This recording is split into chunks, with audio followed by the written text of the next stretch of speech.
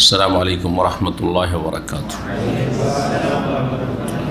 إن الحمد لله نحمده ونستعينه ونستغفره ونعوذ بالله من شرور أنفسنا ومن سيئات أعمالنا من يهده الله فلا مضل له ومن يضلل فلا هادي له وأشهد أن لا إله إلا الله وحده لا شريك له وأشهد أن محمدا عبده ورسوله صلى الله تعالى عليه وعلى آله وصحبه وسلم تسليما كثيرا. أما بعد فأعوذ بالله من الشيطان الرجيم. محمد رسول الله والذين معه أشداء على الكفار رحماء بينهم تراهم ركعا سجدا يبتغون فضلا من الله ورضوانه سيماهم في وجوههم من أثر السجود. আল্লাহ রব্বুল আলমিনের যাবতীয় প্রশংসা, যে মহান আল্লাহ রব্বুল আলমিন শেষ নবী প্রিয় নবী মুহাম্মদুর রাসূলুল্লাহ সাল্লাল্লাহু আলাইহি ওয়াসাল্লামকে বিশ্বজাহানের জন্য রহমত স্বরূপ মানুষের সার্বিক কল্যাণের জন্য প্রেরণ করেছেন, শেষ রাসূল করে, শেষ নবী করে। তার নিয়ে আসা দিন হচ্ছে সর্বশেষ দিন, পূর্ণাঙ্গ দিন, যে দিন যতদিন পর্যন্ত আল্লাহর আসমান জমিন কায়েম আছে ততদিন পর্যন্ত এই জমিনে থাকবে, এবং সেই দিন ছাড়া অন্য কোনো দিন, সেই জীবন বিধান ছাড়া অন্য কোনো জীবন বিধান কারো পক্ষ থেকে আল্লাহ কবুল করবেন না। আল্লাহ লাউ কানা মূসা হাইয়ান মা ওয়াসিয়াহু ইল্লা আইয়াত্তাবিআনি। রাসূলুল্লাহ সাল্লাল্লাহু আলাইহি ওয়াসাল্লাম বলছেন, আল্লাহ শপথ করে বলছি, আজকেও যদি আমার আবির্ভাবের পরে বা আমার নবুয়তের পরে মূসা আলাইহিস সালাম জীবিত থাকতেন তো তার জন্য আমার অনুসরণ করা ছাড়া কোনো মুক্তির পথ ছিল না। সুতরাং রাসূলুল্লাহ সাল্লাল্লাহু আলাইহি ওয়াসাল্লামের দাওয়াতের বাইরে কোনো ব্যক্তি থেকে মুক্তি খুঁজবে তা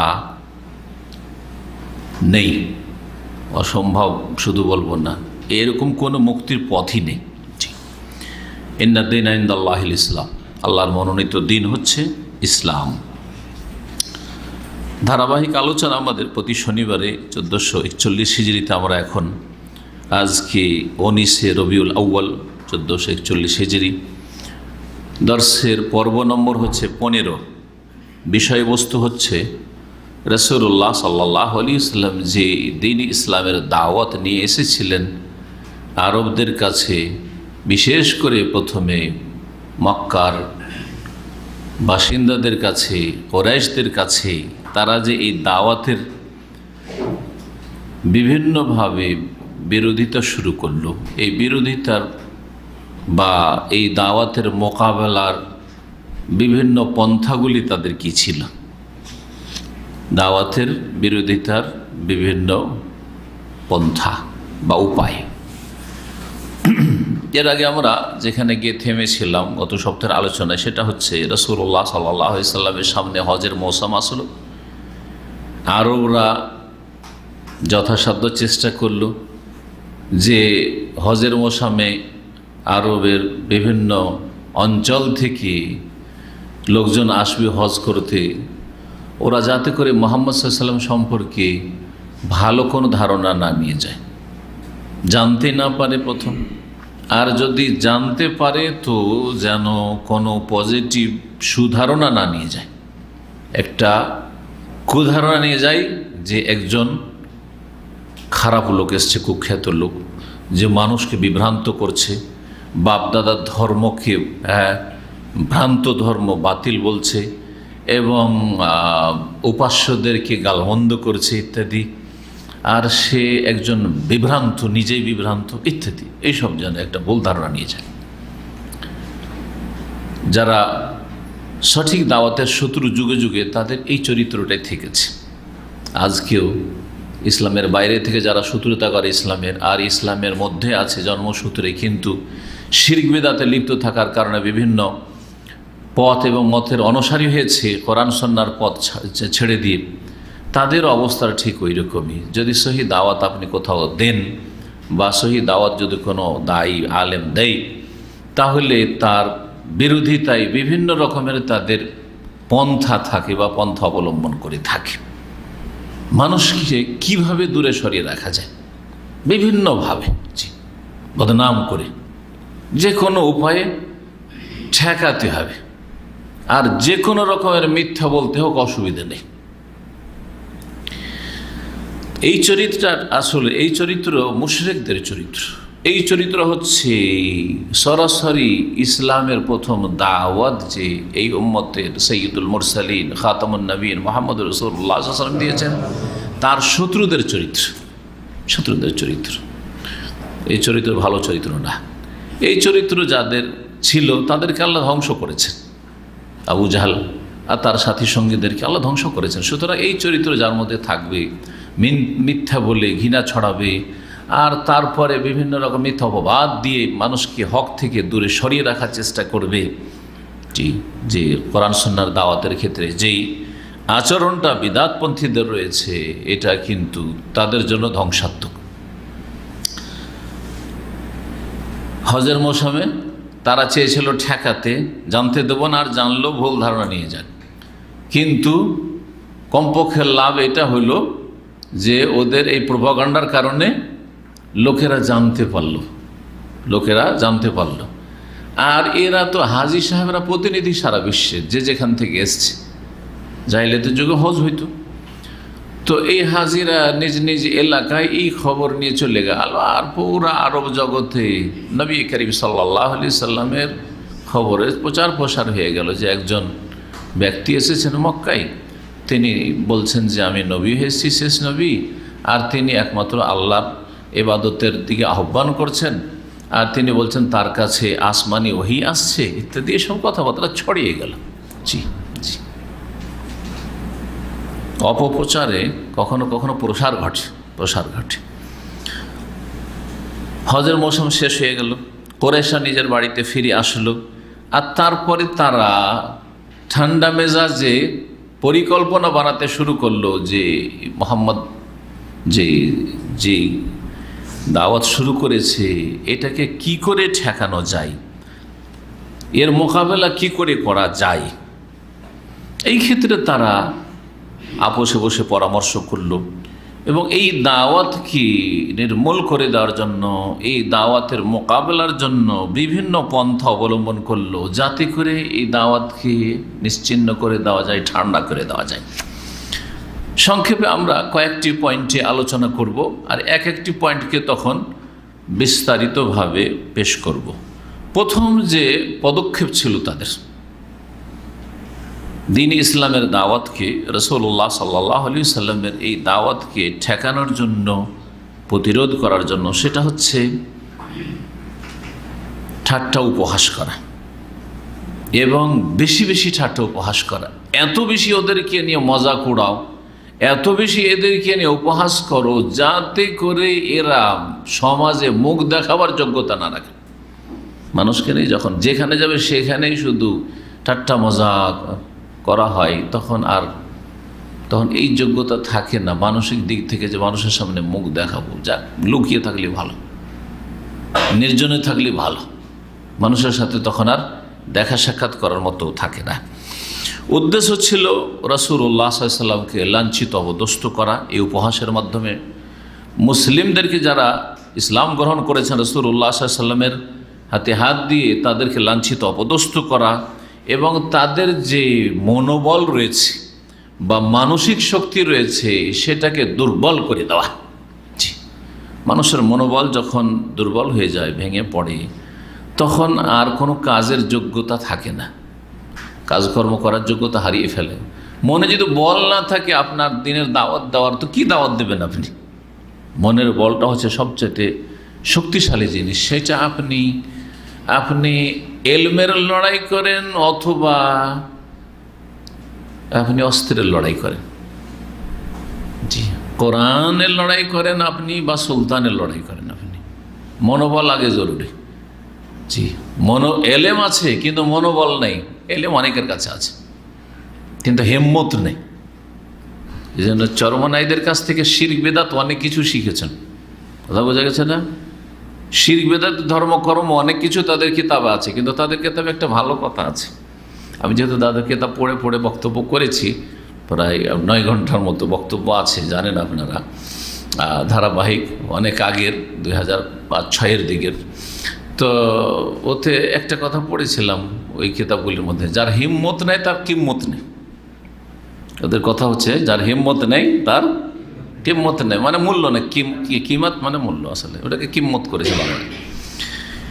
তো হিম্মত না থাকলে আপনার এলেম থেকে লাভ নেই। অনেক বড় আলেম, অনেক বড় ডিগ্রিধারী, হ্যাঁ, পিএইচডি করেছে আর দিনের উপর লেখাপড়া করেছে বিভিন্ন ইসলামিক বিশ্ববিদ্যালয় থেকে, হিম্মত নেই মানে মনোবল নেই, মনোবল শক্ত মজবুত নয়, সে কিছু কাজ করতে পারে না। সব জায়গায় ভয়, ভয়, এটা কথা বললে অসুবিধা হবে, এইরকম করলে অসুবিধা হবে, হ্যাঁ, এইসব কথা বলা যাবে না, এটা বলা যাবে না, এখানে পরিবেশ অনুকূলে না।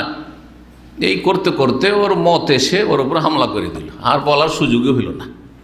যে তার কিয়ামত কায়েম হয়ে গেল, কিন্তু সঠিক দাওয়াত দিতে পারলো না। এরকম বহুজন চলে গেছে আর বহুজন যাবে, যাচ্ছে।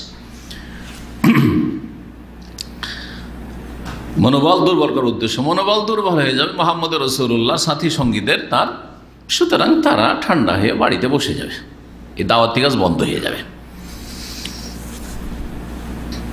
এই ক্ষেত্রে তারা রাসূলুল্লাহ সাল্লাল্লাহু আলাইহি সাল্লামের সাথে উপহাস করে বলতো, তার সামনেও এবং লোকজনের সামনে, যে সে হচ্ছে রাজুলুন মাসহুর, সে জাদুগ্রস্ত। দেখেন, সাহের আর মসহুর দুটোই বলতো। যদি সত্যবাদী হয় তো একটা বলবে, হ্যাঁ, একটি কথা বলবে, কিন্তু 17 রকমের কথা বলবে নাকি? যদি সত্যবাদী কেউ হয় তাহলে এক রকমের কথা হবে, 17 রকমের কথা একটা লোকের মধ্যে কি করে হইতে পারে? জি,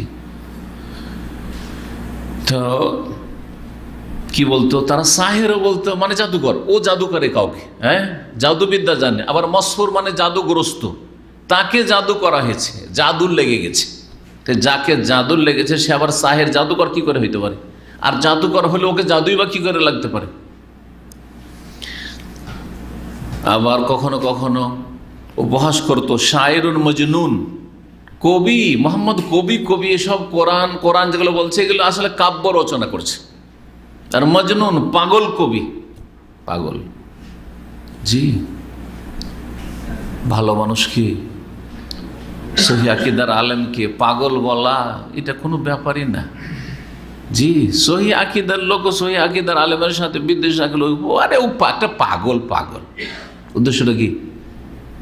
ওকে হেয় প্রতিপন্ন করা, তুচ্ছ জ্ঞান করা, ওকে ছোট করা, সমাজে ওকে লাঞ্ছিত অপদস্থ করা। এই মুহাম্মদ সাল্লাল্লাহু আলাইহি সাল্লামকে তারা বলতো মজনুন, পাগল, এটা পাগল।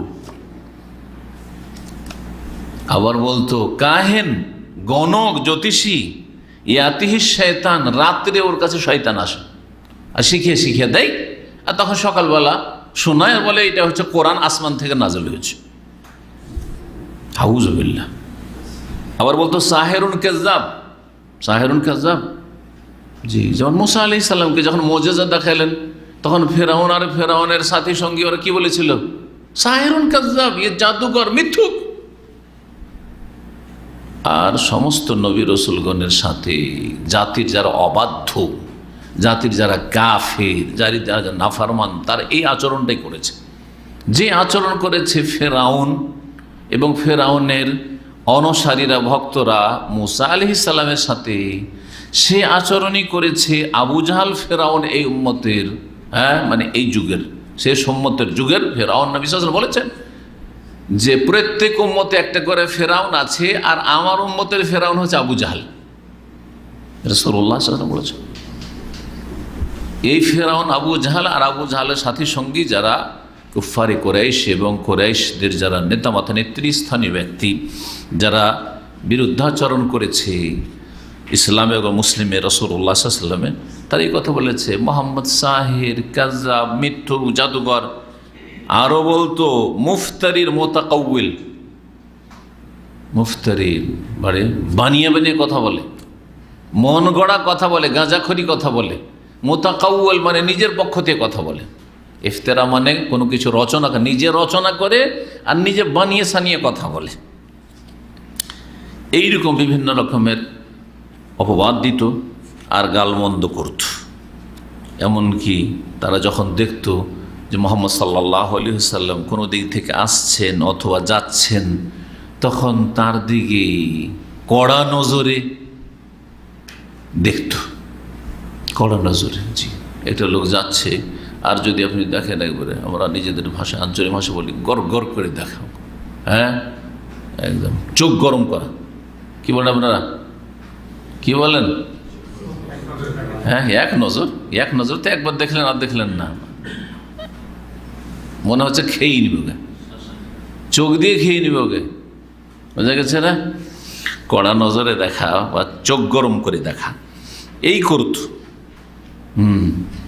রাগে চোটে মনে হচ্ছে যে তাকে গ্রাস করে ফেলবে। এই কথাটি কোরআনে কারিমের সূরাতুল কালামে আল্লাহ রাব্বুল আলামিন এইভাবে উল্লেখ করেছেন, ওয়াইয়াকাদুল্লাযীনা কাফারু লা ইউযলিকুনাকা বিআবসারিহিম লাম্মা সামিউ যিকরা ওয়া ইয়াকুলুনা ইন্নাহু লামাজনুন ওয়া মা হুয়া ইল্লা যিকরা লিল আলামিন। বলছেন আল্লাহ রাব্বুল আলামিন, কাফেররা এমন হয়েছে যে লা ইউযলিকুনাকা বিআবসারিহিম, হে নবী তোমাকে মনে হচ্ছে তারা তাদের কুদৃষ্টি দিয়ে, তাদের এই কড়া নজর দিয়ে তোমাকে আছাড় দিয়ে ফেলে দেবে, মেরে ফেলে দেবে। বদনজর যে লাগে। জি,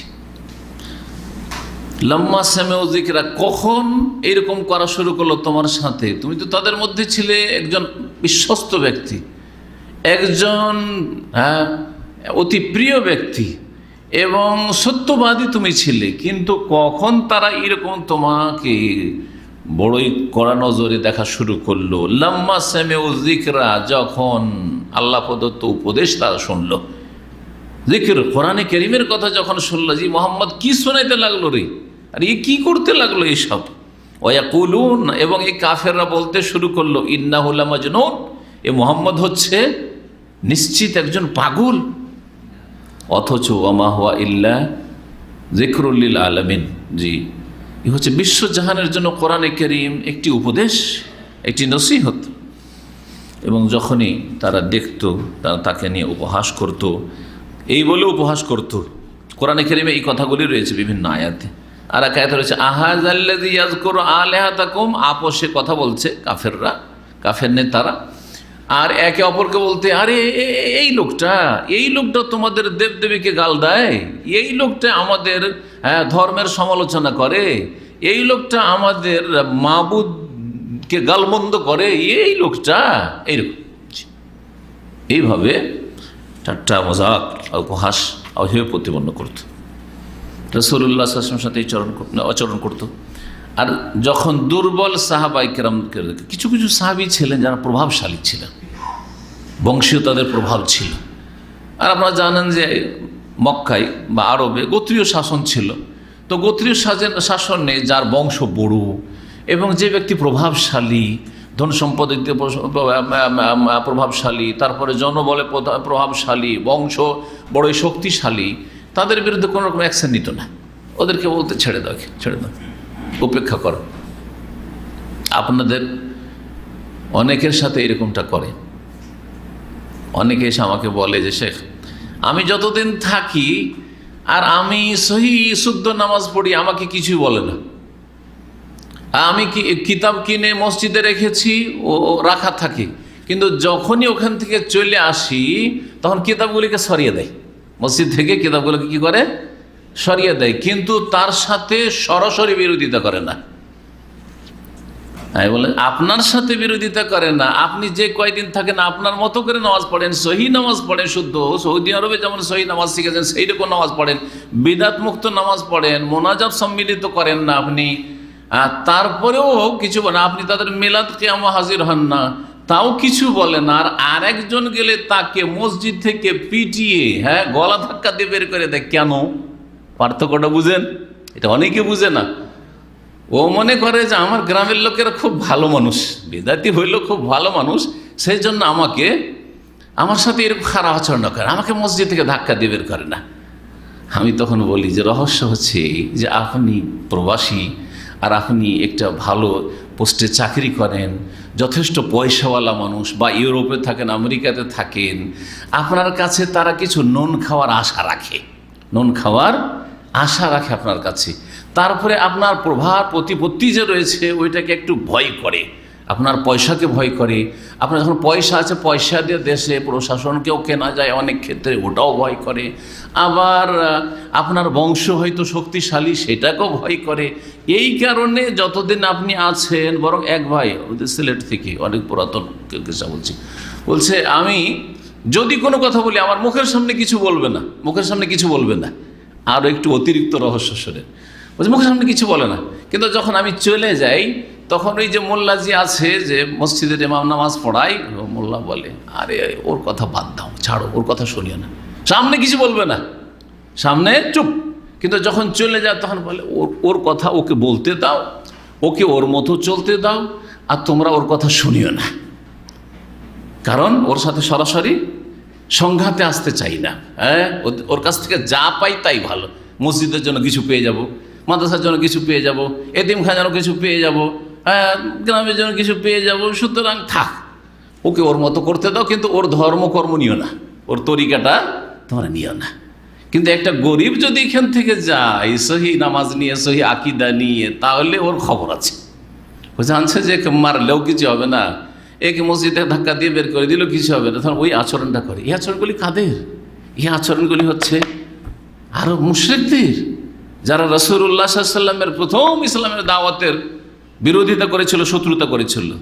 তাই বলছেন শেখ সফির মুবারক হই রহমতুল্লাহ আলাইহি, ওয়াইজা রাও দুআফা সাহাবা, দুর্বল ওয়াসহায় সাহাবীদেরকে যখন দেখতো, তাহলে শক্তিশালী যারা সাহাবী, আবু বকরের গায়ে হাত দেওয়া যাবে না, উমরের গায়ে হাত দেওয়া যাবে না, জি, হামজার গায়ে হাত দেওয়া যাবে না, ঠিক আছে, আব্বাসের গায়ে হাত দেওয়া যাবে না, এই প্রভাবশালী যারা। হ্যাঁ, কিন্তু ইবনে মাসউদ কমজোর, আম্মার, ইয়াসের তার পিতা, সুমাইয়া কমজোর, বেলাল হাবশি কমজোর, সোহেব কমজোর। এই কমজোরগুলি যা আছে, কমজোরগুলোর উপর জুলুম অত্যাচার চালাইত।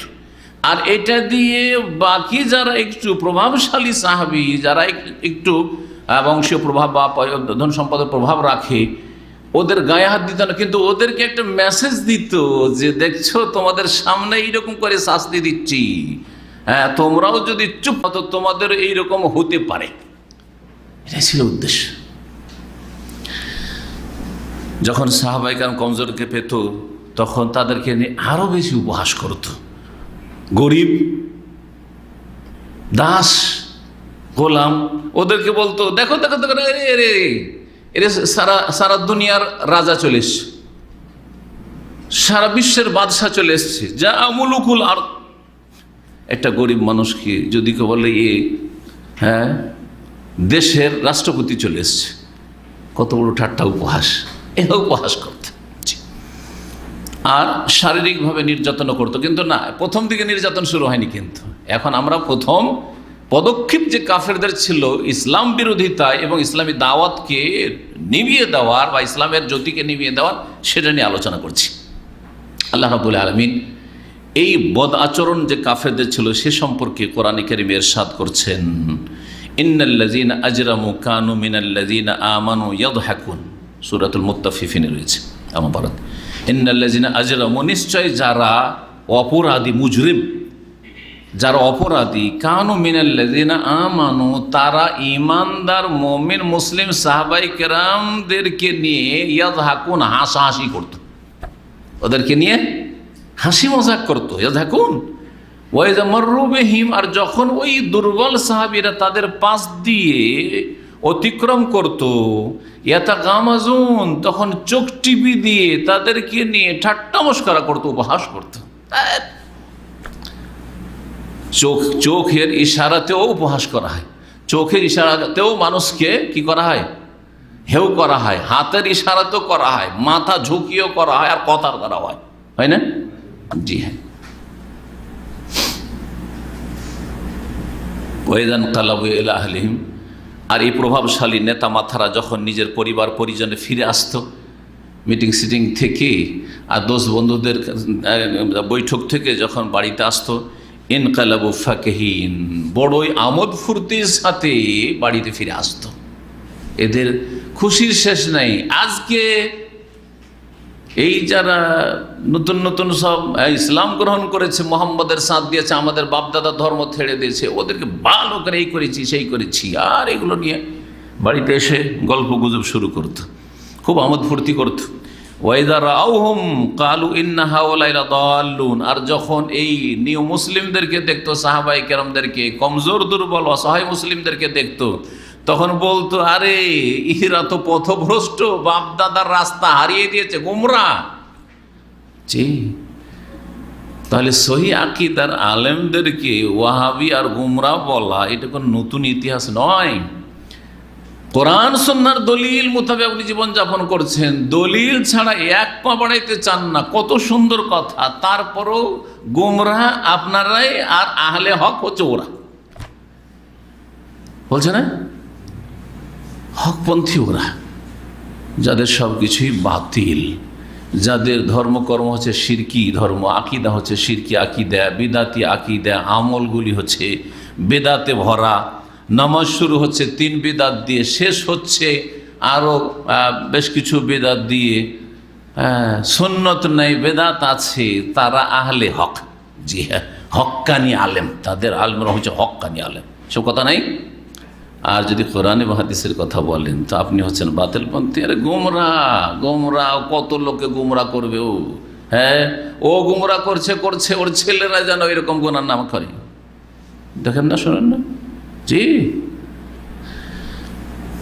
আল্লাহ রাব্বুল আলামিন এদের শার অনিষ্ট থেকে আমাদের হেফাজত করুন, উম্মতে মুসলিম আল্লাহ যেন হেফাজত করেন। জি, খুব বেশি বেশি তারা উপহাস করত, ঠাট্টা করত এবং গালমন্দ করত, হাসাহাসি করত। এমনকি এই সাহাবায়ে কেরামরা চারিদিকে গাল খাচ্ছে, ঠাট্টা উপহাসের সম্মুখীন হচ্ছে, লাঞ্ছিত অপদস্থ হচ্ছে এই কাফের নেতাদের কাছে। এতে নবী করিম সাল্লাল্লাহু আলাইহি ওয়াসাল্লাম ব্যথিত হইতেন, খুব কষ্ট পেতেন। জি, খুব কষ্ট পেতেন। মাঝে মাঝে নবী করিম সাল্লাল্লাহু আলাইহি ওয়াসাল্লাম সরাসরি এরকম মানসিক অশান্তির, আর তারপরে এইসব কথা তাকেও শোনানো হইতো, আর এমনিতেও সাথীদের ব্যথায় ব্যথিত হইতেন। নবী সাল্লাল্লাহু আলাইহি ওয়াসাল্লাম সম্পর্কে আল্লাহ সূরা তওবাতে বলেছেন যে লাকাদ জাআকুম রাসূলুম মিন আনফুসিকুম আজিজুন আলাইহি মা আনিতুম হারিসুম আলাইকুম বিল মুমিনিনা রাউফুর রহিম। জি, আজিজুন আলাইহি মা আনিতুম, তোমাদের কষ্ট হলে রাসূলুল্লাহ সাল্লাল্লাহু আলাইহি ওয়াসাল্লামকে বড় কষ্ট লাগে, তোমাদের কষ্ট, তোমাদের বিপদ আপদ নবী সাল্লাল্লাহু আলাইহি ওয়াসাল্লামকে বড় কষ্ট দেয়, ব্যথা দেয়। জি, এটা শুধু সাহাবায়ে কেরামদের না, তারা তো সাথী সঙ্গীদের ক্ষেত্রে তো অনেকের হইতে পারে।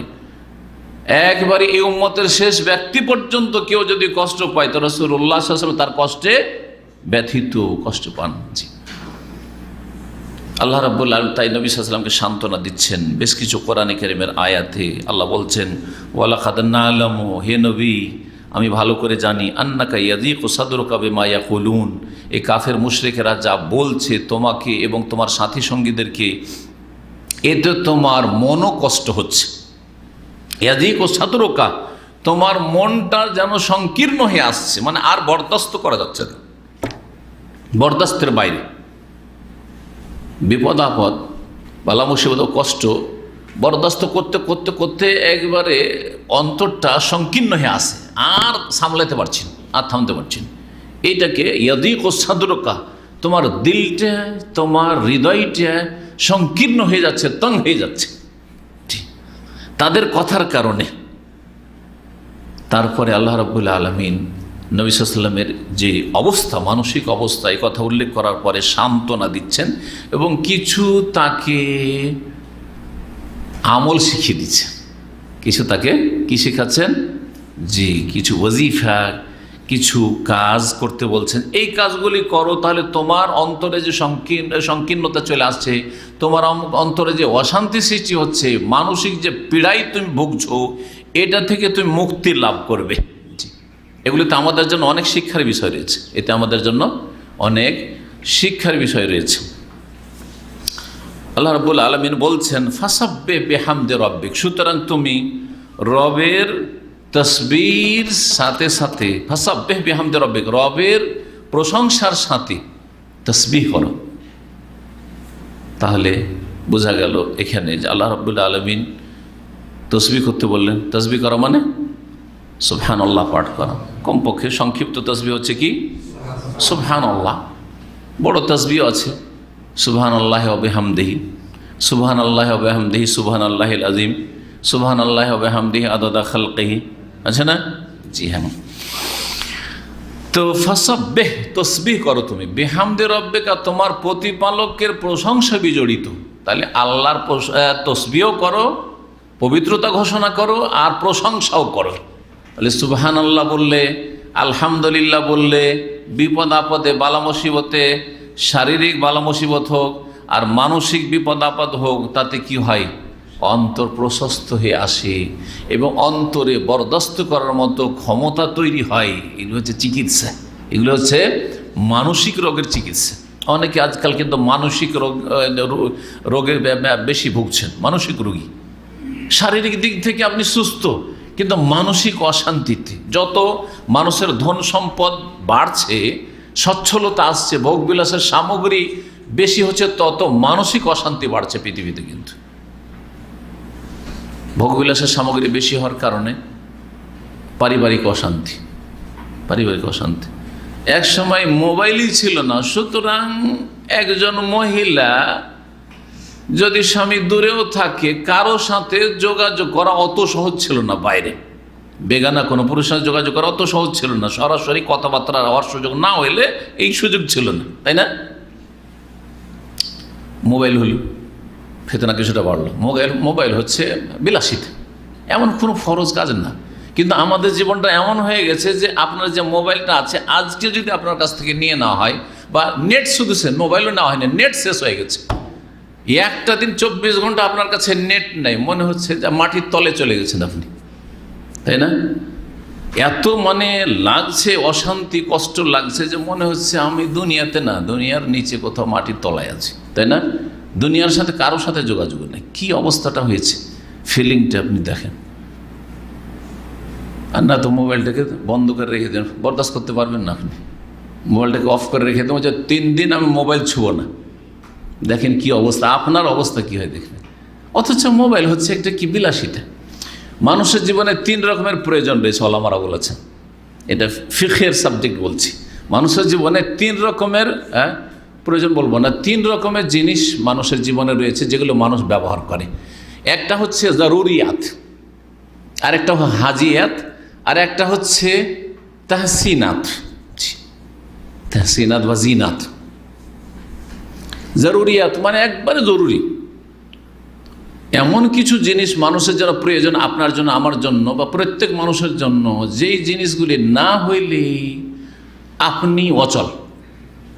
অচল যেমন আপনাকে কিছু খেতে হবে, দিনে 2 বার খান আর 3 বারই খান, কিছু আপনাকে পানাহার করতে হবে, জরুরি, জরুরি বেঁচে থাকার জন্য, তাই না? অসুস্থ হয়েছেন, চিকিৎসা নিতেই হবে। এমন অসুস্থ যে এমন না যে সামান্য কিছু সর্দি কাশি ঝাগা, যেমন অনেকে করছেন হয়তো, যে আমি সাধারণত ওষুধ খাই না এমনি, কিন্তু এমন অসুখ যে ওষুধ খেতেই হবে। এটা জরুরি না প্রয়োজন? জরুরি, এটা জরুরি। জি হ্যাঁ, আপনাকে আপনার স্ত্রী ছেলে মেয়ের ভরণ পোষণ দিতেই হবে, জরুরি। এটুকু হচ্ছে জরুরি, যে তাদেরকে খেতে দিতে হবে, তাদেরকে সর্বনিম্ন কিছু পড়াশোনার সুযোগ দিতে হবে, যারা লেখাপড়ার বয়সে আছে, জরুরি। দ্বিতীয় হচ্ছে হাজিয়াত, প্রয়োজন। জরুরি নয় যে এগুলো না হইলে বাঁচবে না, কিন্তু প্রয়োজন আছে, প্রয়োজন আছে। যেমন কাপড় চোপড় একটা তো জরুরি, একটা কাপড় জরুরি, বোঝা গেছে, বস্ত্র। কিন্তু 3টে, একটা বদলালাম, আর একটা পরলাম, আর একটা এক্সট্রা রাখলাম, সতর্কতামূলক, বাই চান্স হঠাৎ করে যদি খারাপ হয়ে যায়। 3টে, এটা হচ্ছে প্রয়োজন আছে, প্রয়োজন আছে, 3টার প্রয়োজন আছে। কিন্তু আপনারা বলেন তো যে কত জোড়া শার্ট প্যান্ট যারা পরেন আছে, আর জুব্বাওয়ালাদের কতটা আছে যারা নিয়মিত জুব্বা পরেন? জি, 3টে প্রয়োজন মিটে গেছে। কিন্তু 5টা, 7টা, 10টা যদি থাকে, তো এগুলি হচ্ছে কি? বিলাসিতা, জিনাত, বিলাসিতা। এগুলো কোনো প্রয়োজন নেই। 10টা আপনার শার্ট প্যান্ট থাকতে হবে, আপনার শাড়ি 10টা, আপনার স্ত্রী 10টা শাড়ি থাকতে হবে, বা সালোয়ার কামিজ থাকতে হবে, কোনো প্রয়োজনও নেই। একটা জরুরি ফরজ আর 3টা হওয়া প্রয়োজন। কথা বোঝা গেছে? আর তার অতিরিক্ত যত হবে সেগুলো হচ্ছে জিনাত। তো এই যে মোবাইল আর মোবাইলের সাথে ইন্টারনেট, এইটা বিলাসিতা ছিল, কিন্তু এখন প্রয়োজন, এমনকি জরুরি হয়ে পড়েছে মনে হচ্ছে। জরুরি, নিরুপায়। আরে সকালে নাস্তা না করলেও চলবে, কিন্তু সকালে বিবি সাহেবার খবর নিতে হবে, ও কি খেলো না খেলো, তাই না? সব খবর নিচ্ছেন, ওই জন্য টেনশনও বাড়ছে। এক সময় ছিল চিঠিপত্রে মাসে 2বার খবর আসতো, আর আপনার 2বার খবর যেত, টেনশন ছিল না কিছু। এই যুগ পেয়েছেন কেউ সৌদি আরবে, যে চিঠিপত্রের মাধ্যমে? জি হ্যাঁ। তখন টেনশন বেশি ছিল না, এখন টেনশন বেশি। এখন একটু সর্দি কাশি, খুব খুব করে কাশছে, ওইটুকু যে ওই যে টেলিফোনে আওয়াজে শুনে নিলেন, দেখে নিলেন যে একটু কষ্টে আছে, আপনার টেনশনে ঘুম হারাম হয়ে গেল। অথচ অসুখ হয়েছে, তারপরে ভালো হয়ে গেছে, তারপরে চিঠি এসে পৌঁছিল। গত সপ্তাহে অসুখ ছিলাম বা আজকে অসুখ আছি, 10 দিন পরে, কমপক্ষে 10টা দিন লাগছে চিঠি আসতে। চিঠি আসলো তখন যে ভালো করে বুঝে গেছেন যে অসুখ হইলেও হয় ভালো হয়ে গেছে, না হয় মরে গেছে, দুটার একটা হয়েছে। কথা বুঝে গেছেন? অত টেনশন নেই, আল্লাহ ভরসা। তো কথা ওদিকে লম্বা না করে কি করতে গিয়ে ওইদিকে বাড়লাম। মানসিক অশান্তি, আজকাল মানসিক রোগী বেশি শারীরিক রোগীর চাই। শারীরিক রোগীও বেড়ে গেছে, মানে স্বাস্থ্যগত রোগও বেড়ে গেছে, কারণ ভেজাল খাদ্য। তো মানসিক রোগের চিকিৎসা আল্লাহ বলছেন আলহামদুলিল্লাহ পড়া, সুবহানাল্লাহ পড়া, বেশি বেশি জিকির আজকার করবেন, আপনার টেনশন দূর হয়ে যাবে। যতই টেনশন থাক, টেনশন এই আপনার জিকির আজকারের সাথে কি করছে? সংঘর্ষ, লড়াই করছে। এই যুদ্ধে আপনার জিকিরুল্লাহ জিতে যাবে, আপনার মনে শান্তি চলে আসবে, ঘুম আসবি না, জিকির করতে থাকবো, আমি পড়তেই থাকবো, আমি সুবহানাল্লাহ আলহামদুলিল্লাহ পড়তে থাকবো, লা ইলাহা ইল্লাল্লাহ পড়তেই থাকবো, এই করতে থাকেন, যতক্ষণ ঘুম আসবে না পড়তে থাকবো। আর যখন একটু অর্থ বুঝে পড়বেন, মন লাগিয়ে পড়বেন, তখন ওই বিপদ আপদে যে টেনশনটা মগজে কাজ করছে, ওইটা বেরিয়ে গিয়ে তখন ওই জিকরুল্লাহর অর্থগুলি মগজে ঢুকে যাবে, তখন শান্তি চলে আসবে। আর একটু শান্তি আসলেই ঘুম চলে আসবে।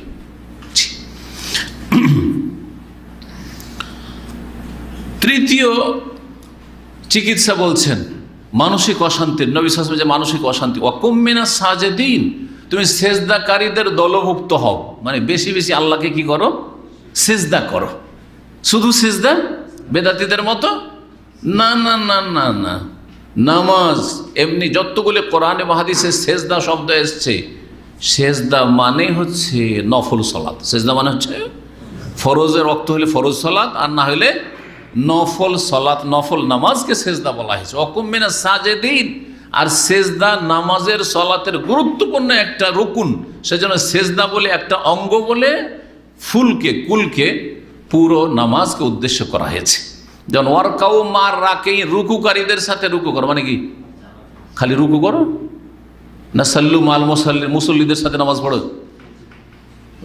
ওয়ারকাউ মার রাকেইন মানে হচ্ছে সাল্লু মাল মুসাল্লিন, মুসল্লিদের সাথে, নামাজিদের সাথে নামাজ পড়ো।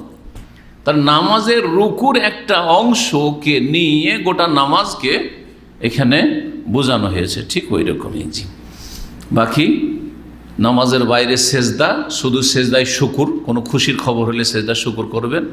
আর কি আছে?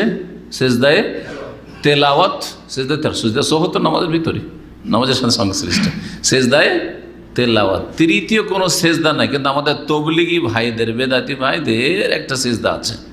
মসজিদে বসে থাকতে থাকতে মসজিদে বের হওয়ার আগেখানে একটা সেজদা করে দিলাম, সেজদা করে উঠে হাঁটলো, দেখেছেন না? দেখেন নেই? টান দিলাম। আমি এই মসজিদে কত লোককে যে পাশে এরকম করলে বুঝাবার চেষ্টা করেছি, কেউ বুঝেছে আর কেউ কোনো উত্তর দেয়নি। তার মানে লাকুম দীনুকুম ওয়ালিয়া দিন, আমি এইটাই নিয়ে থাকবো, তোমার কোনো উত্তর দেবো না। জি, আমার তবলিগ ভাইদেরকে এটাই শেখানো হয় তাদের মুরব্বীদের পক্ষ থেকে। কেউ কিছু যদি তোমাদের কিছু বলে যে তোমরা এটা ভুল করছো, তো কোনো প্রতি উত্তর করবে না। উত্তর দিলেই তুমি তার সাথে কথা শুরু করে দিলে, তার মানে তোমার অন্তর খুলে দিতে পারে না, অন্তরকে বন্ধ রাখো, কথা বলবে না, অন্তরটা বন্ধ থাক। কলুবা না গলফুন, আমাদের হৃদয় হচ্ছে আবৃত, দেখবেন পরীক্ষা করে আপনি কোনো জামাতি ভাই বিভ্রান্ত, তো জামাতি ভাইকে যদি বলেন তো একটা প্রতি উত্তর করবে, একটা তর্কে জড়াবে বা একটা কিছু বলবে, প্রশ্ন করবে, কিন্তু তো বললি কি ব্লাইন্ড, অন্ধ। জি, ব্লাইন্ড শব্দটি যখন আসলো তো একটা মজার কথা বলি, যা আমি পড়েছি, যা আমি পড়ি কিন্তু নতুন কিছু শিখাবার চেষ্টা করি। ব্লাইন্ড শব্দটি আরবি থেকে ইংলিশে এসেছে। ব্লাইন্ড মানে কি? হ্যাঁ, অন্ধ। শব্দ তো ইংলিশ, তাই না? কিন্তু এইটা আরবি থেকে এসছে। আরবিটাকে ইংলিশে নিয়ে এসে ব্লাইন্ড করে দেওয়া হয়েছে। আসলে কি ছিল জানেন? বেলা আইন। বেলা আইন, আইনুন মানে চোখ, আর বেলা মানে বিনে। হ্যাঁ, বোঝা গেছে? জি, বেলা আইন মানে বিনা চোখওয়ালা। তো ব্লাইন্ড মানে যার চোখ থেকে চোখ না, অন্ধ। জি, এবার বুঝতে পেরেছেন? জি হ্যাঁ। তো অনেক আরবি শব্দ এরকম আছে যেটা ইংলিশে বা ল্যাটিন ভাষায়, তার আগে ল্যাটিন ভাষায় হচ্ছে আসল ইংলিশের, অথবা অন্য ভাষাতে চলে গেছে, তারপরে ওর রূপটা বদলে গেছে, রূপটা একটু পরিবর্তন হয়ে গেছে। ভাষাকরণ এটাকে বলা হয়। যে কোনো ভাষাতে নিয়ে গেলে ওটাকে একটু এদিক ওদিক চেঞ্জ করে নেয়। যেমন প্যারাডাইস। প্যারাডাইস মানে কি? জান্নাত। ফার্সি কেন বলছেন বেহেশত? সহি আকিদার লোক বেহেশত বলবে না। আমি যদি সহি আকিদার আলেম বেহেশত বলে আমি পছন্দ করি না। আমার এত কথা আছে, এত লেকচার আছে, জীবনে বেহেশত শুনেছেন? কেন আমি দোজক আর বেহেশত বলতে যাব? কোন আয়াতে কোন হাদিসে দোজক আর বেহেশত আছে? তাহলে স্বর্গ আর নরক বলবো। অসুবিধাটা কি? বাংলা বলবো না, আবার ফার্সি বলবো কেন? বলেন, কথা বুঝছেন না? বুঝছেন না? আরে স্বর্গ আর নরক বাংলা হিন্দুয়ানি ভাষা। জান্নাতকে স্বর্গ বলা আর জাহান্নামকে নরক বলা, ঠিক না? ঠিক ওই রকমই পার্সিয়ানদের ভাষা, ফার্সি ভাষা হচ্ছে বেহেশত আর দোজক। আপনি বেহেশত দোজক কেন বলবেন আর মনে করছেন এটা ইসলামী টার্ম? এসব টার্ম না। এটা ওই নামাজের মতো, রোজার মতো, দুরুদের মতো। কোরআনের ভাষা নয় এগুলো, হাদিসের ভাষা নাই। তো কি বলবেন? জান্নাত আর জাহান্নাম বলবেন। জান্নাত আর জাহান্নাম বলবেন আপনি। খেয়াল করে দেখবেন, আমার কোনো আলোচনাতে জীবনে আমার মুখ দিয়ে বেরোয়নি, জীবনে মুখ দিয়ে বেরোয়নি যে কোনো জায়গায় বেহেশত বলেছি আর দোজক বলেছি। জি, আমি অন্তত এসব বিদাতি ভাষা ব্যবহার করতে চাই না। আমার মুখ দিয়ে আমার কোরআন এবং হাদিসের ভাষা ব্যবহার হোক, ওতে আমি নেকির আশা রাখি আল্লাহ রাব্বুল আলামিনের কাছে। জি, কি বলছিলাম? তাহলে মানসিক অশান্তির চিকিৎসা হিসাবে নবী সাল্লাল্লাহু আলাইহি ওয়াসাল্লামকে আল্লাহ কয়েকটা ফর্মুলা শিখিয়েছেন। একটা হচ্ছে তসবিহ করা, একটা হচ্ছে হামদ প্রশংসা আলহামদুলিল্লাহ বলা, আর একটা হচ্ছে বেশি বেশি আল্লাহকে সেজদা করা, মানে সেজদা অবনত হওয়া, বেশি বেশি নামাজ পড়া। নামাজ পড়লে মনে শান্তি হবে। ওয়াস্তাইনু বিস-সাবরি ওয়াস-সালাহ, সাহায্য চাও আল্লাহর কাছে ধৈর্যের সাথে এবং সালাতের সাথে। অন্য আয়াতে সবরও করতে বলেছেন, ওয়াসবির ওমা সবরুকা ইল্লা বিল্লাহ, হে নবী সবর করো, ধৈর্য ধারণ করো, আর তোমার ধৈর্য আল্লাহর সাথে হইতে পারে। আল্লাহ ওমা সবরুকা ইল্লা বিল্লাহ, আল্লাহকে ধরে থাকলেই ধৈর্য ধারণ করতে পারবে। আর আল্লাহকে ধরে থাকাই যদি দুর্বলতা চলে আসে তাহলে ধৈর্য হারা হয়ে যাবে।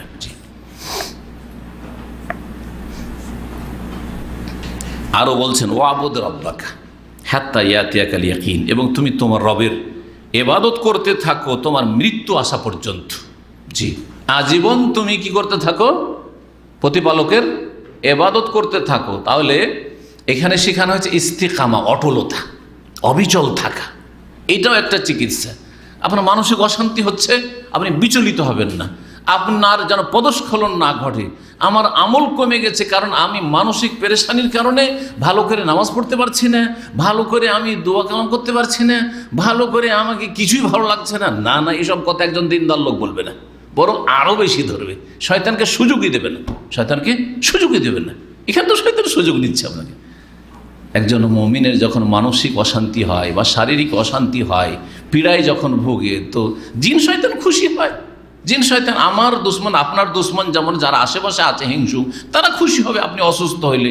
ঠিক তেমনি জিন শয়তান খুশি যে তোর খুব অশান্তি হচ্ছে, ভালো হচ্ছে।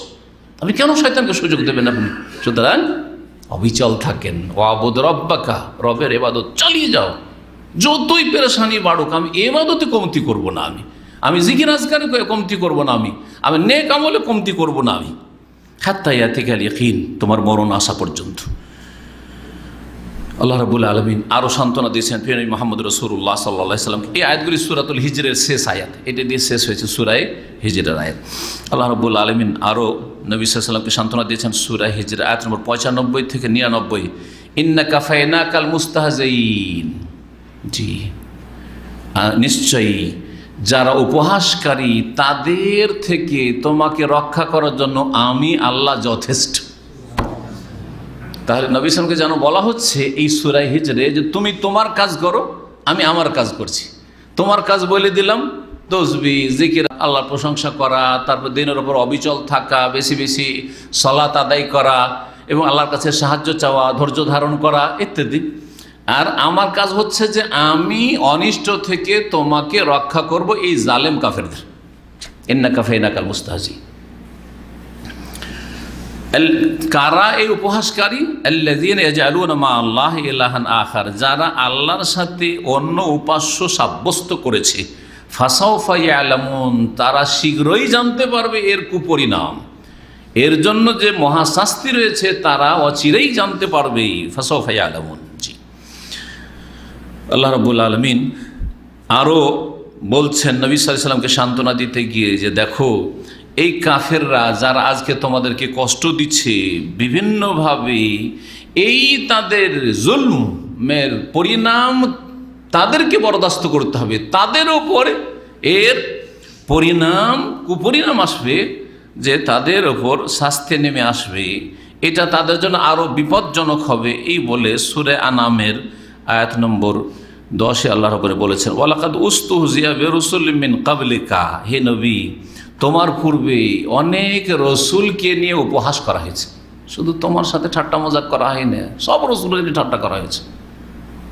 নূহ আলাইহিস সালাম যখন পানি জাহাজ তৈরি করছিলেন তখন ওর জাতিরা কুল্লামা মাররা আলাইহি কওমুন সাখিরু মিনহু, নূহ আলাইহিস সালাম নিজেই কার্পেন্টার, নিজেই মিস্ত্রি, কাঠ মিস্ত্রি, নিজেই কি করছেন পানি জাহাজ তৈরি করছেন, আর শুকনো জায়গায় পানি নেই, কিছু নেই, পানি জাহাজ তৈরি করছেন। তখন ওই জাতির লোকেরা ওখান দিয়ে যায় আর বলে যে নো কি করছো তুমি? বলছে পানি জাহাজ তৈরি করছি। ও শুকনাতে তুমি বালির ওপর পানি জাহাজ চালাইবে নাকি?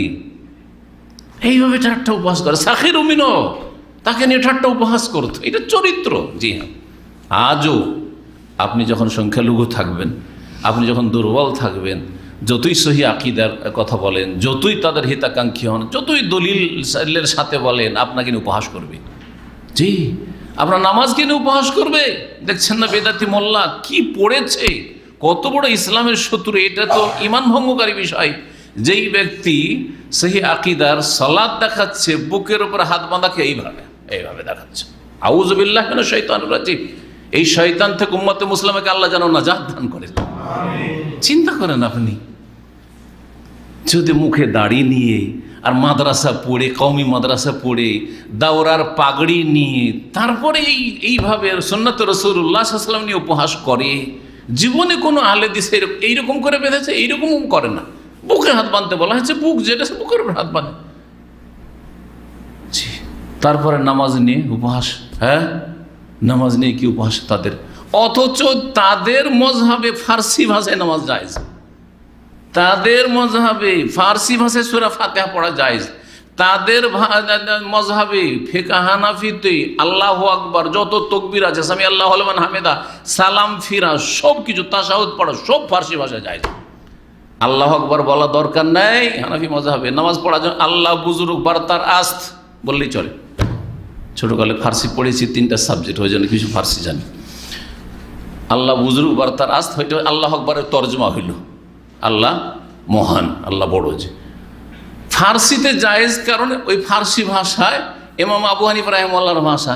তো কালকে কোনো বাঙালি বা উর্দু ভাষী বড় আলেম হবে আর তারপরে বলবে যে বাংলাতে নামাজ পড়া জায়েজ, আল্লাহ মহান, চলবে?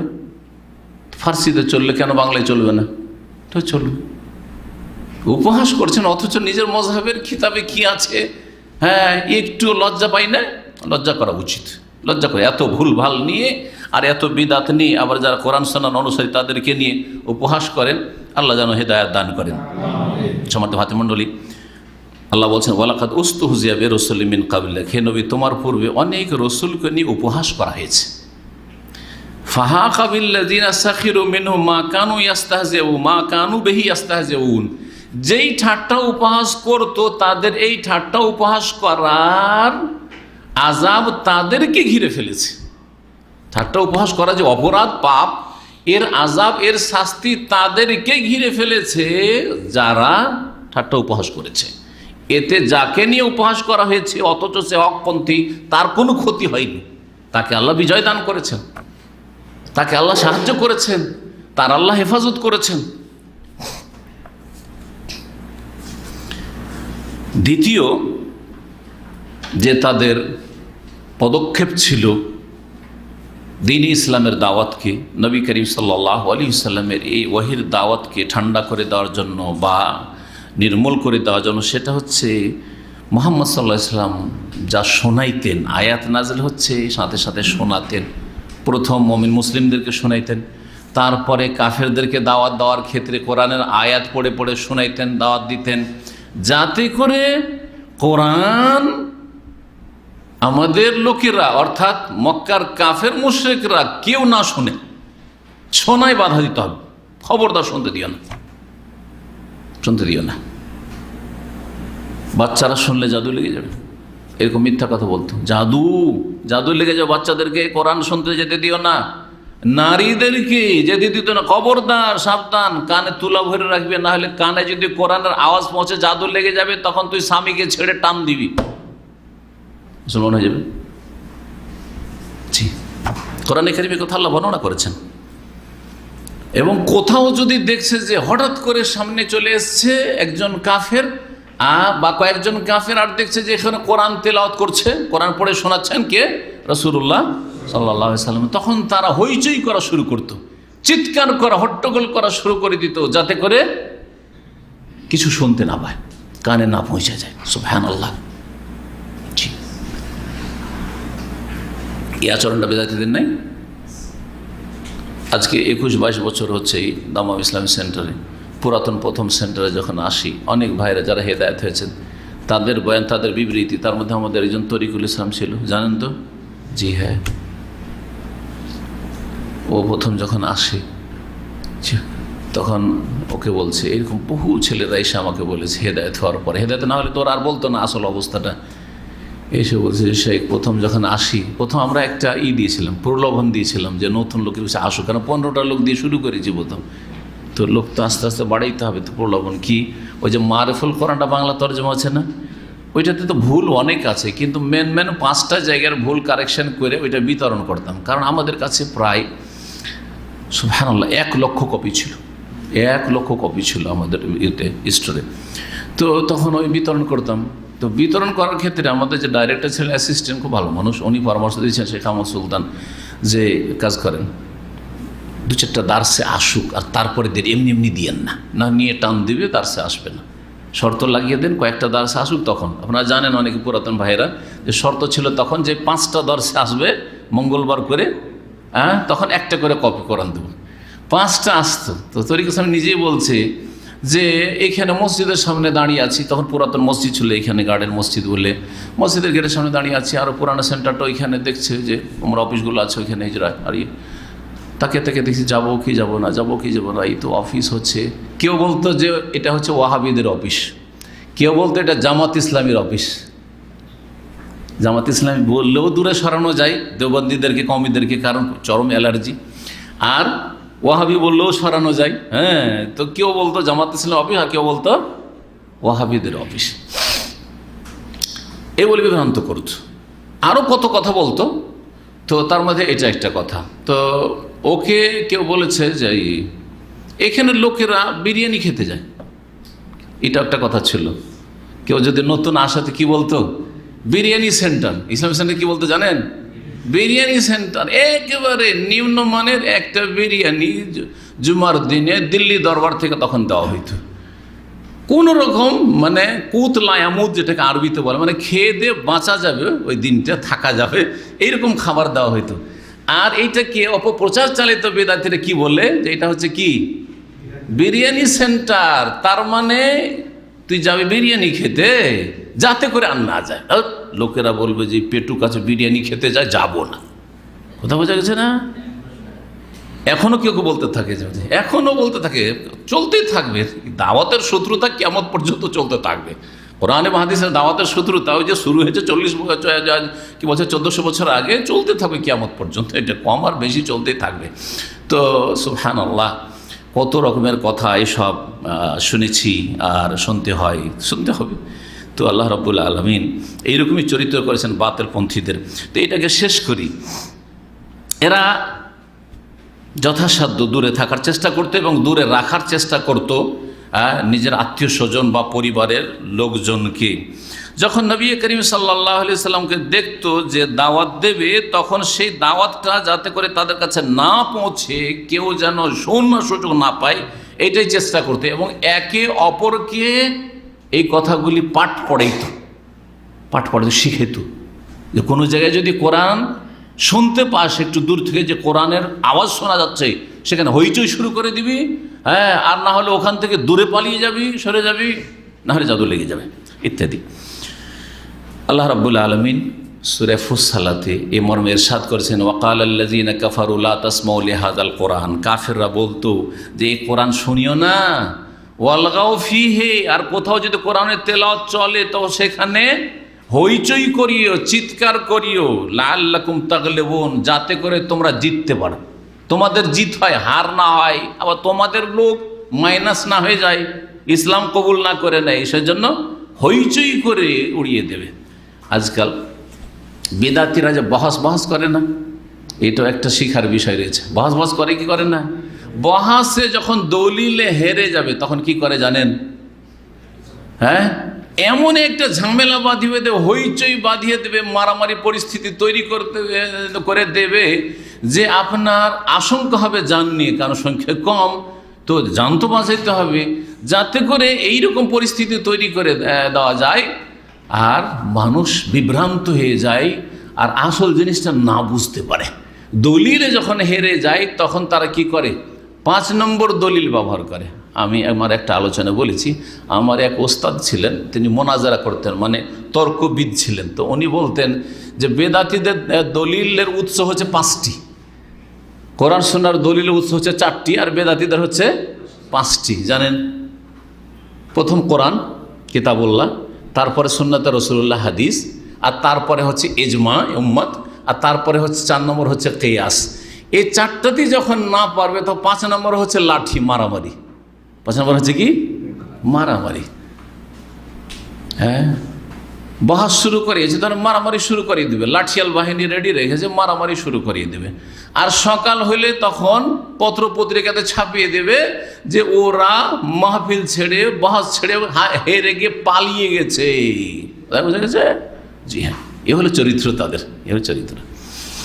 একবার শেখ শফিউর মোবারকপুরি রহমতুল্লাহ, আমাদের ওস্তাদ, তো জামিয়া সালফে বেনারসে একটা মোনাজারা হয়েছিল, তর্ক সভা হয়েছিল। তো ওতে উনি ছিলেন মোনাজের।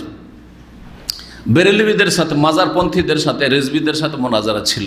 তো ওই মোনাজারাতে দলিলে তারা লিখে মুখে বলা বলে না, যাতে হইচই ঝগড়া না হয়। এদিকে শেখ শফিউর মোবারকপুরি লিখছেন আহলেদিসদের পক্ষ থেকে, আর ওইদিকে বেরেলভির এক মোল্লা মুফতি ছিল, ও লিখছে, লিখে প্রতি উত্তর করা, লিখে জবাব দেওয়া। আর ওখানে বিচারক বসে আছে, প্রশাসন আছে। রাত্রে যখন দলিল হেরে গেল, ফজরের আগেই পত্রিকা আসছে, ঘরে ঘরে পত্রিকাতে লিখছে যে ওয়াহাবি লামাজহাবিরা হেরে গিয়ে মাঠ ছেড়ে পালিয়ে গেছে। কথা বুঝতে পেরেছেন? এটা হলো চরিত্র তাদের, এটা হলো চরিত্র। আর না হলে মারামারি করা। আমাদের এক ভাই দায়ী আছেন পশ্চিমবঙ্গে, শেখ আবদুল্লাহ সালাফি, ওনারা আবার মোনাজারা। এই জন্য আমি বহাসে, আজকালকার লোকেরা বহাস এখলাসের সাথে করতে চায় না, মানে ওরটা মানিয়ে নিতে চায়, এই জন্য নিষেধ। এটা মোজাদালা, মোকাবারা, নিজে অহংকার করা এবং আমারটা মানিয়ে নেব, তোকে সোজা করে নেব। এটা নয় যে আমিও চেষ্টা করি হকটা জানার, আপনিও চেষ্টা করেন, সুতরাং আমরা একটা সঠিক সিদ্ধান্তে পৌঁছব, এটা উদ্দেশ্য নয় কিন্তু। তো কি বলছিলাম যেন? হ্যাঁ, তো মোনাজারাতে গিয়েছে, আসামে মোনাজারে গিয়েছে, পশ্চিমবঙ্গ থেকে গুয়াহাটির দিকে, ওই সিলেটের বর্ডারে।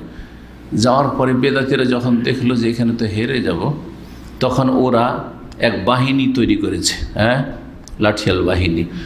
আর ওরা এখন মারবে সংখ্যায় একেবারে কম সেখানে সহি আকিদার লোক, বেদাতি এলাকা। ওরা কোনো রকম করে একটা সহি আকিদার ভাইয়ের বাড়িতে আশ্রয় নিয়েছে। যখন আশ্রয় নিয়েছে তো বাড়ি সহ ওদেরকে জ্বালিয়ে দেবে, এই রকমের প্রস্তুতি নিয়েছে, বাড়ি ঘেরাও করেছে। এই অবস্থা। ফিরে আসার পর আমাকে একদিন টেলিফোন করে বলছে, ওই শেখ আব্দুল্লাহ সালেহ মাঝে মাঝে টেলিফোন করে যে শেখ আল্লাহ বাঁচিয়েছে, গেছিলাম আসাম মোনাজারা করতে, আর ওইখানে এমন মারামারি শুরু করে দিল, কোনোরকম করে আমাদেরকে নিয়ে এসে একটা বাড়িতে ঢুকাইলো, কিন্তু সেই বাড়ি সহ নাকি জ্বালিয়ে দেবে, এরকম অবস্থা। তো আল্লাহ হেফাজত করে সেখান থেকে সহি সালামতি নিয়ে এসছে। আমি বললাম যে এগুলোই আপনাদের ভুল। আজকাল মোনাজারা হয় না, যেটা মোনাজারা মানে হক জানার চেষ্টা করা, দুই পক্ষ থেকে এটা হয় না। সুতরাং ওরা মেজরিটি সংখ্যাগরিষ্ঠ, ওদেরটা মানিয়ে নেওয়ার চেষ্টা করে। আপনার গেলেন কেন? কথা বোঝা গেছে? সেজন্য কখন আপনার তর্ক তারা করতে চাইবে, বসেন না কেন, আমাদের আলেমের সাথে বসেন, বসতে যাবেন না আপনার। কারণ বসার উদ্দেশ্য হচ্ছে আপনাকে মানিয়ে নেবে, আর না মানলে 5 নম্বর দলিল দিয়ে সোজা করে নেবে। কি 5 নম্বর দলিল? লাঠি দিয়ে সোজা করে নেবে। কথা বোঝা গেছে? জি, দল ভারী যায়। এইভাবে চলতে থাকে বিরোধিতা। নবী করিম সাল্লাল্লাহু আলাইহি সাল্লাম সর্বপ্রথম তাদের কোনো অনুষ্ঠানে যেই সূরাটি বা যে আয়াতগুলি শোনাবার সুযোগ পেয়েছেন, সেটা ছিল সূরায়ে নাজম। সূরায়ে নাজম শোনাবার সুযোগ পেয়েছে, সেটা ছিল রমজান মাসে নবুয়ত প্রাপ্তির 5ম বছরে। তার মানে 4 থেকে 5 বছর নবী করিম সাল্লাল্লাহু আলাইহি সাল্লাম কোনো অমুসলিমকে তাদের অনুষ্ঠানে সমষ্টিগতভাবে কোরআন শোনাবার সাহস পাননি, বা কোরআন শোনাবার সুযোগ পাননি। কেউ শুনবে না, না তোমার কথা শোনা হবে না। জি, এই ছিল পরিস্থিতি। তাহলে ঠেকাও কিভাবে? এর কথা শুনবো না, সুতরাং মানবো না। কেন? তবলিগীদের চরিত্র এটা না? আমাদের তবলিগি, পাকা তবলিগির ভাই এখানে আমাদের সামনে আছে। ভাইকে বলছে যে আচ্ছা ঠিক আছে, আমার আকিদার আলোচনা না শুনবে, ওকে সিরাতুন নবীর আলোচনাগুলি শুনতে দেন। বলছে শেখ আপনার নামের সাথেই অ্যালার্জি আছে, যে এখন যেমনই দেখছেন নাম, বলছেন না, এর শোনা যাবে না, এর শোনা যাবে না। আরও শোনেন, আমাদের কিছু ভাইয়েরা সারা বিশ্বে দাওয়াতের কাজ করে। বলছে শেখ অনেক জায়গায় দেখলাম যে যদি ভিডিও থাকে, আপনার ছবি দেখে তো শুনবে না। আর অনেক নতুন লোক আছে, আপনার আওয়াজে বুঝবে না, আওয়াজে নতুন লোক, ওদেরকে দাওয়াত দিলে আওয়াজ শুনে, ভয়েস শুনে শুধু বুঝবে না। তো ওদেরকে কি করি, অডিও দিই, যে এই বক্তব্যগুলি শুনে দেখেন তো, জানি না কোন আলেমের, কিন্তু শুনে দেখেন তো কেমন লাগে। আর এরকম বহু লোক হেদায়েত হয়েছে অডিও শুনে। আর ভিডিও যদি দেখতো, আরে এইটা ওই লোক, ওর শোনা যাবে না। কথা বোঝা গেছে? জি, এই হচ্ছে বাতিলপন্থীদের চরিত্র।